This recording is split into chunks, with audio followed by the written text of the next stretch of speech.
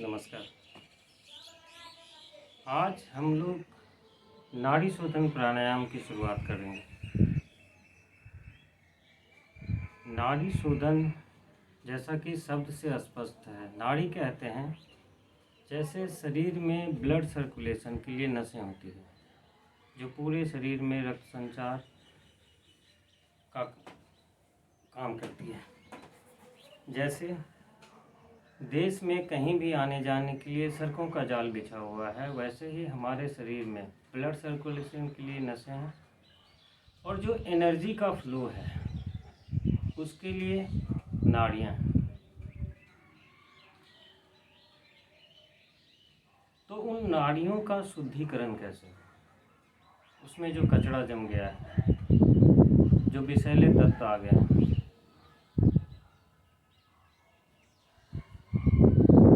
रास्ते में जो ब्लॉकेज हो गए हैं, उनको कैसे दूर किया जाए? उसके लिए एक बहुत ही महत्वपूर्ण प्राणायाम है जिसका नाम है नाड़ी शोधन।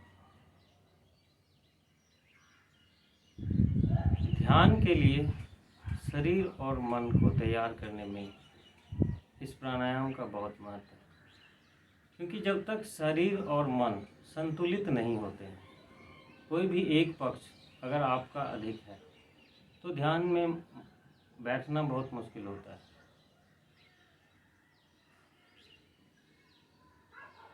उसमें यह प्राणायाम कारगर है, क्योंकि ये श्वास का अभ्यास है।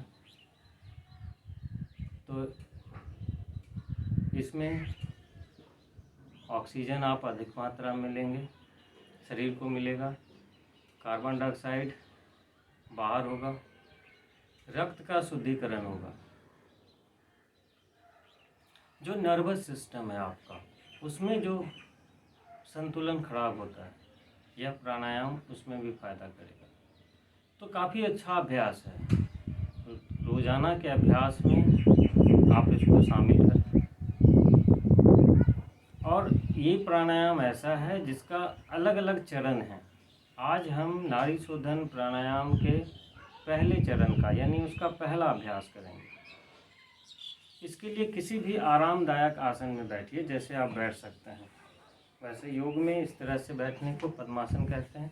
अगर कोई लगा के बैठ सकते हैं तो बैठ जाइए। और पिछली वीडियो में मैंने जो यौगिक श्वसन का अभ्यास बताया था, इस प्राणायाम का अभ्यास उस यौगिक श्वसन के साथ कीजिए।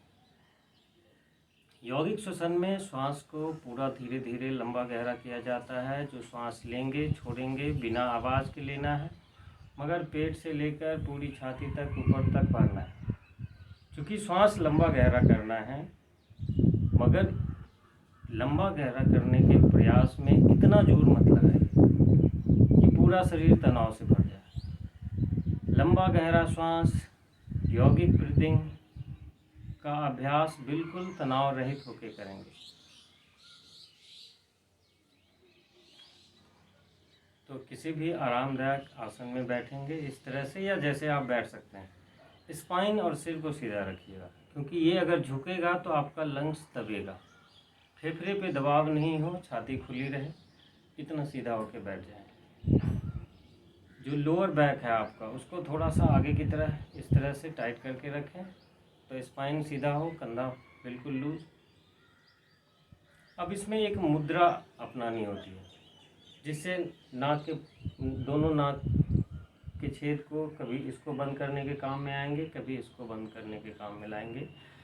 तो अंगूठे के बाद की 2 उंगलियों को आईब्रो सेंटर पे लगाएंगे और पहले राइट साइड के छेद को अंगूठे से इस तरह से बंद करना है। यानी श्वास बाईं से लेंगे, बाईं से ही छोड़ेंगे। तो आज शुरुआत करते हैं प्रथम चरण का। अंगूठे के बाद की 2 उंगलियां आईब्रो सेंटर पे लगाइए और श्वास बाहर पहले निकाल देंगे। फिर दाहिने नाक को बंद करके बाईं तरफ से 5 बार श्वास लेना है, धीरे धीरे यौगिक ब्रीदिंग के साथ, पेट से बढ़ते हुए ऊपर तक 5 बार छोड़ेंगे।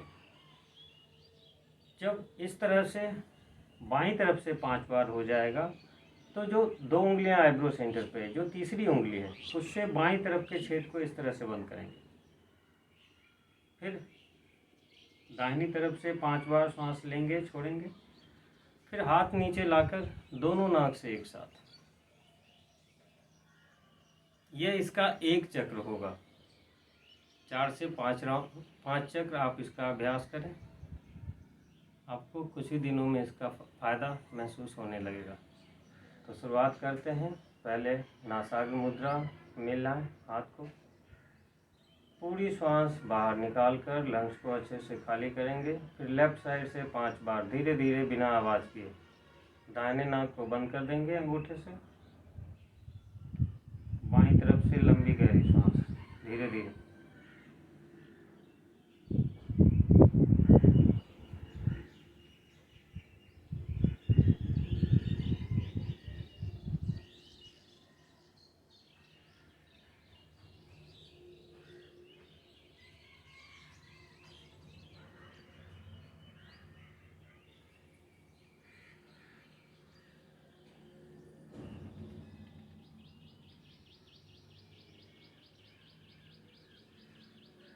जब इधर से 5 बार हो जाता है तब दाहिने अंगूठे को इस तरह से हटा लीजिए। ये उंगलियां हटा के मैं दिखा रहा हूँ, इस तरह से हट जाएगा, ये भ्रूमध्य में रहेगी। फिर दाहिनी तरफ से 5 बार।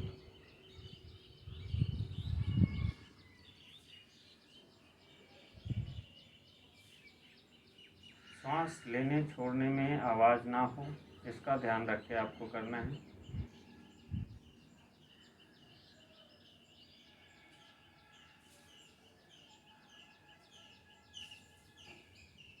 लंबी गहरी सांस रहेगी तो समय लगेगा। मैं 5 बार नहीं कर रहा हूँ, 2 बार ही किया है। फिर हाथ नीचे ले आइए और दोनों नाक से एक साथ।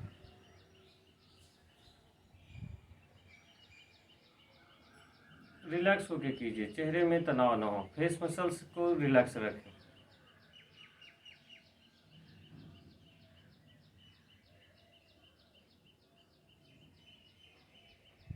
इस तरह से एक बार मैंने किया है।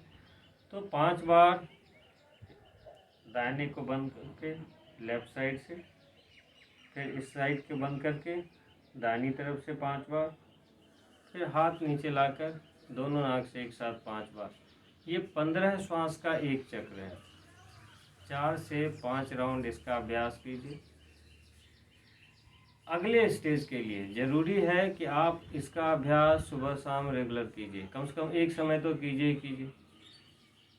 जब रोज़ाना अभ्यास करेंगे तब इसके अगले चरण का अभ्यास कर पाएंगे। पहला चरण दूसरे चरण की तैयारी है, तो आप इसका अभ्यास कीजिए और इसका फ़ायदा उठाइए। नमस्कार।